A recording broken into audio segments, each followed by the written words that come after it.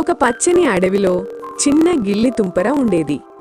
అది ఆటపాటలతో ఆనందంగా ఆడుకుంటూ ఉండేది. ఆ గిల్లి రోజంతా చెట్ల కొమ్మల మధ్య ఎగిరిపడి గింజలు వెతికి తినేది. కాని తుంపరకు ఒక చిన్న సమస్య ఉండేది. అది చెట్టుపై నుంచి త్వరగా దిగలేకపోయేది. అందుకే అన్ని జంతువులు నవ్వుతూ తుంపర చాలా ఆలస్యంగా దిగుతుంది అని ఆట పట్టించేవి.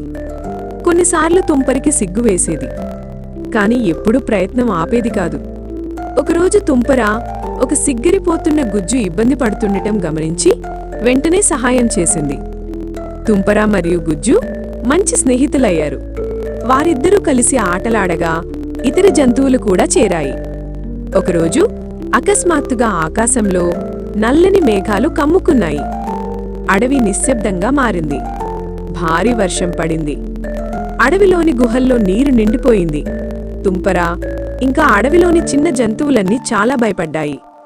అప్పుడు తుంపర తను చెట్టుపై కదిలే అలవాటు వల్ల చాలా ఎత్తుకు ఎక్కి అక్కడ ఒక సురక్షితమైన కొమ్మను కనుగొని తన మిత్రులందర్నీ తీసుకెళ్ళింది. చివరికి వర్షం ఆగింది. బంగారు సూర్యకాంతి మేఘాలను దాటి ఆనందంగా మెరిసిన అడవిపై పడింది. ఆ రోజు నుంచి అడవిలోని జంతువులందరూ తుంపరను స్నేహంగా చూసి దానితో ఆడుకోవడం మొదలుపెట్టారు. తుంపర కూడా ఆనందంగా ప్రతిరోజు తన మిత్రులతో గడిపేది. ఈ కథ మీకు నచ్చినట్లయితే లైక్, షేర్ మరియు సబ్స్క్రైబ్ చేయండి త్రిపుర టేల్స్ యూట్యూబ్ ఛానల్కి.